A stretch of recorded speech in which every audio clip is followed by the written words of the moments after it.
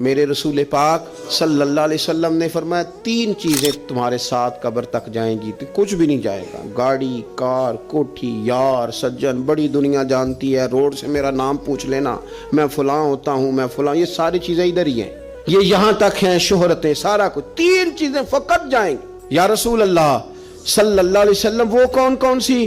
تو نبی پاک صلی اللہ تعالی علیہ وسلم نے فرمایا ایک علم نافع، اپنے علم سے کسی کو فائدہ دے جاؤ، اور دوسرا فرمایا نیک اولاد جو تمہارے پیچھے دعائیں کرے گی، اور تیسرا فرمایا صدقہ جاریہ، کوئی ایسا کام کر جاؤ جو تمہارے پیچھے جاری رہے، جس کا سلسلہ بنتا ہی رہے، جس کی بات ہوتی ہی رہے.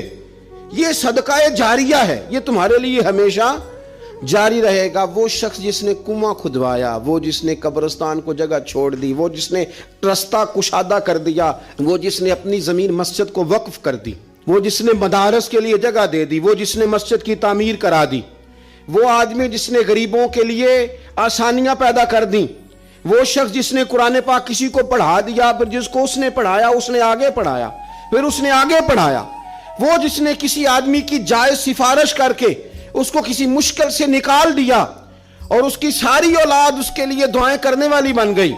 کوئی صدقہ جاریہ زندگی میں کر جاؤ، تم چلے بھی جاؤ گے تو تمہارا وہ سلسلہ ہمیشہ جاری رہے گا. میرے عزیز ضائع نہیں کریں وقت کو. میرے نبی پاک علیہ السلام نے فرمایا 2 چیزیں ایسی ہیں جن میں بہت سارے لوگ دھوکے کا شکار ہیں. انہیں غلطی لگ گئی 2 چیزوں کے بارے میں. 2 چیزیں، صحیح بخاری ہے، لوگ غلط فہمی کا شکار ہیں. 2 نعمتیں ایسی. یا رسول اللہ کون سی؟ فرمایا ایک تندرستی، ایک فرصت. لوگوں کو پتہ ہی نہیں ہمارے پاس کتنی بڑی نعمتیں. مجھے آج وقت ملا ہوا ہے، میرے پاس ٹائم ہے، میں درود پاک پڑھ سکتا ہوں، تلاوت کر سکتا ہوں، اللہ کو یاد کر سکتا ہوں، صدقات کر سکتا ہوں، کسی کی مدد کر سکتا ہوں. فرصت ہے. اور ایک صحت.